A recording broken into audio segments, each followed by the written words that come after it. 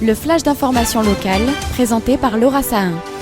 Bonjour à tous et bienvenue dans votre flash d'information sur Radio JM. Nous sommes le jeudi 2 mai et voici les titres de votre édition. 3000 personnes selon la police et 8000 selon l'intersyndicale ont défilé dans les rues de Marseille hier en ce traditionnel mercredi 1er mai. En plus de la lutte contre l'austérité, les manifestants ont arboré les drapeaux palestiniens au départ de Belzunce pour dénoncer, je cite, la guerre en cours menée par le gouvernement israélien.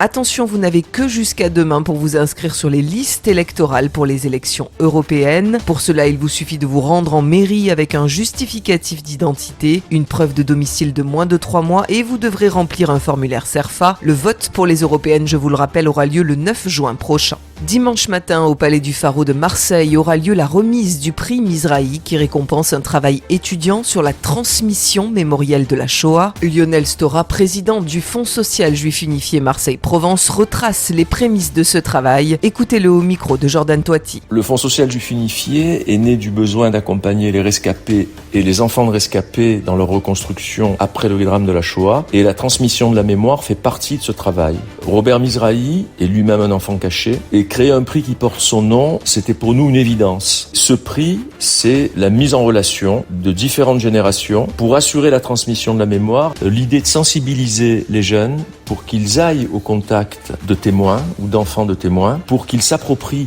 leur témoignage, pour la restituer, pour la faire vivre. Avec la résurgence de l'antisémitisme et les événements qu'on vit, les témoins sont de moins en moins nombreux. Cette transmission de la mémoire est devenue une nécessité. Cette urgence de rappeler cette mémoire et d'interpeller la société civile qui ne se précipite pas dans une espèce d'antisémitisme déguisé sous couvert de belles idées. Un prix remis en main propre par le maire de Marseille, Benoît Payan. Et puis sachez que nous déployons un plateau radio exceptionnel sur place. Une émission spéciale sera diffusée à partir de ce dimanche midi sur le 90.5. Le nouveau calendrier vaccinal établi par les autorités sanitaires élargit la vaccination des bébés contre la méningite à partir de 2025. Le docteur Yves Drey, pédiatre, vous donne plus de précisions au micro de Magali Barthès. Chaque année, 500 personnes en France, nourrissons, jeunes enfants, adolescents et adultes jeunes, sont touchés par des affections dues au méningocoque et 10% en décèdent ou présentent des séquelles à long terme. C'est pourquoi la meilleure prévention, c'est la vaccination, ce qui a été rappelé par la Haute Autorité de Santé récemment, en mars 2024. Elle a mis en place un futur calendrier vaccinal obligatoire contre les méningocoques A, C, W, Y et B pour les groupes à risque. On peut parler de révolution, car les nourrissons, enfants et adolescents français feront partie des mieux protégés du monde contre ces redoutables maladies. Nul doute que la communauté médicale va saluer ces décisions salvatrices. Notre chroniqueuse cinéma Amy Chiolard vous encourage, comme chaque semaine, à aller au cinéma, surtout avec cette météo morose. Écoutez-la. C'est avec de l'humour et de la légèreté que je vous propose de démarrer ce mois de mai avec le film Dartus, un petit truc en plus. Il est accompagné à l'écran de Clovis Cornillac et de Alice Belaïdi.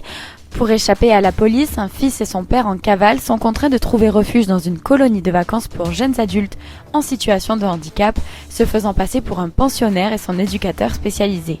Le début d'une intrigue humoristique et d'une formidable expérience humaine qui va les changer à jamais.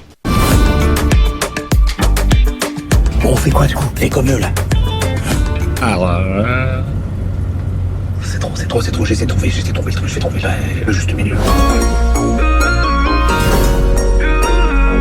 On va passer un été super ensemble et je suis hyper contente. En football, alors que le PSG s'est incliné hier face à Dortmund en match aller de la demi-finale de Ligue des Champions, l'OM reçoit l'Atalanta Bergame pour la demi-finale aller de l'Europa League. Ce soir, un match très attendu. Analyse de notre journaliste sportif Jordan Toiti. 8e demi-finale de Coupe d'Europe de son histoire. L'OM fait face à l'Atalanta Bergame, équipe bien supérieure sur le papier, mais qui aura le Stade Vélodrome ce soir pour les pousser dans ce match aller qui promet d'être volcanique. Jonathan Klaus et Jean-Louis Gasset étaient en conférence de presse hier sur l'importance de cette rencontre.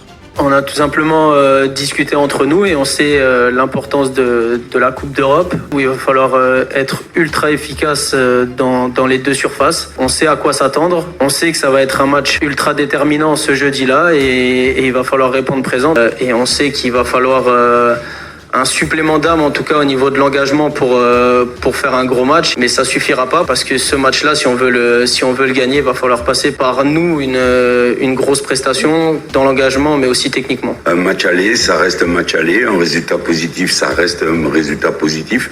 Après, on s'adaptera au match retour. Mais demain, c'est ensemble. Tout le monde sait les ingrédients qu'il faut commettre.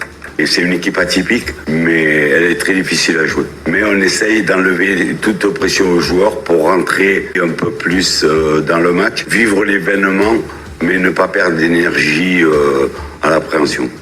Point de vue effectif, Merlin et Soglo font partie du groupe, Mbemba est toujours incertain comme Ounahi, et Samuel Gigot est suspendu. Sans compter les habituels absents en Coupe d'Europe, Garcia, Gay et Jean Onana pas qualifiés. Dans une saison où les espoirs de qualification en Champions League par le championnat ne sont plus permis, il ne reste que la Ligue Europa à l'OM pour écrire l'histoire et soulever son deuxième trophée européen à Dublin le 22 mai prochain. Mais avant cela, il faut d'abord éliminer les hommes de Gasperini, un adversaire de taille.